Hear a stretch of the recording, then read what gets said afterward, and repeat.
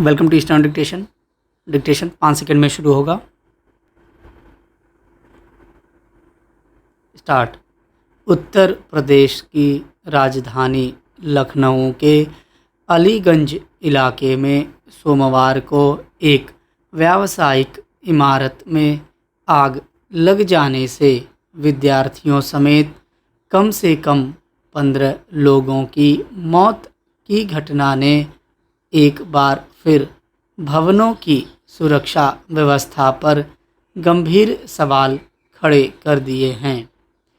देश भर में आए दिन इस तरह के हादसे हो रहे हैं, लेकिन न तो शासन प्रशासन और न ही भवन मालिकों की ओर से व्यवस्था को सुधारने की दिशा में प्रभावी कदम उठाने को लेकर कोई गंभीरता नज़र आती है। हालांकि कोई हादसा किसी मामूली कोताही का नतीजा हो सकता है, लेकिन उससे सबक लेकर अगर भविष्य में सावधानी बरतने और बचाव के ज़रूरी इंतजाम नहीं किए जाते हैं तो यह आपराधिक लापरवाही को दर्शाता है।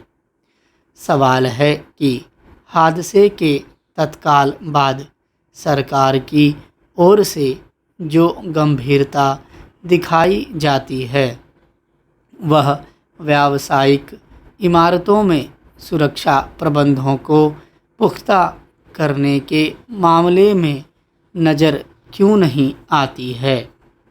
जांच का दायरा और उसके नतीजों का प्रभाव सिर्फ संबंधित हादसे तक ही सीमित क्यों रह जाता है। खबरों के मुताबिक जिस व्यावसायिक इमारत में आग लगी वहां विद्यार्थियों के लिए कोचिंग सेंटर और कैफ़े संचालित किए जाते थे। यह रिहायशी इलाका है जहां ज़्यादातर आर्थिक रूप से संपन्न लोग रहते हैं। आग इतनी तेज़ी से फैली कि इमारत से बाहर निकालने का रास्ता भी अवरुद्ध हो गया और कुछ लोग अंदर ही फंसे रह गए। हादसे की भयावहता का अंदाज़ा इस बात से लगाया जा सकता है कि दमकल कर्मियों को दीवार में छेद कर दूसरी इमारत की छत के रास्ते मृतकों के शवों और घायलों को बाहर निकालना पड़ा। ऐसे में सवाल है कि जब इस इमारत में व्यावसायिक गतिविधियां संचालित की जा रही थीं, क्या वहां आपात स्थिति में सुरक्षा के माकूल बंदोबस्त नहीं किए गए थे। लोगों के बाहर निकलने के लिए क्या वैकल्पिक मार्ग की व्यवस्था मौजूद नहीं थी। जाहिर है कि इन सभी सवालों के जवाब गहन जांच के बाद ही सामने आएंगे, लेकिन यह देखना होगा कि क्या इस हादसे के सभी दोषियों को न्याय के कठघरे में लाया जाएगा या नहीं। गौरतलब है कि हाल ही में राष्ट्रीय राजधानी दिल्ली के मालवीय नगर स्थित एक होटल में आग की ऐसी ही एक घटना में 21 लोगों की जान चली गई थी। पिछले वर्ष जुलाई में दिल्ली के राजेंद्र नगर स्थित एक कोचिंग सेंटर के तहखाने में जलभराव के कारण 3 युवाओं की मौत हो गई थी। इन घटनाओं से स्पष्ट है कि देश भर में व्यावसायिक इमारतों में सुरक्षा मानकों पर कोई ध्यान नहीं दिया जा रहा है। पिछले दिनों आग की कई घटनाओं में जांच के बाद यह बात सामने आई है कि संबंधित भवन मालिकों के पास अग्नि सुरक्षा अनापत्ति प्रमाण पत्र ही नहीं था। इससे यही साबित होता है कि ऐसे हादसों के लिए न केवल भवन मालिक बल्कि सरकार के संबंधित महकमों के अधिकारी भी जिम्मेदार हैं। जिन व्यावसायिक इमारतों में हर समय खासी संख्या में लोग मौजूद रहते हैं, वहां आग लगने या अन्य किसी आपात स्थिति में बचने के लिए सुरक्षा इंतजामों की जांच और निगरानी करने की जिम्मेदारी विभागीय अधिकारियों की नहीं तो और किसकी है।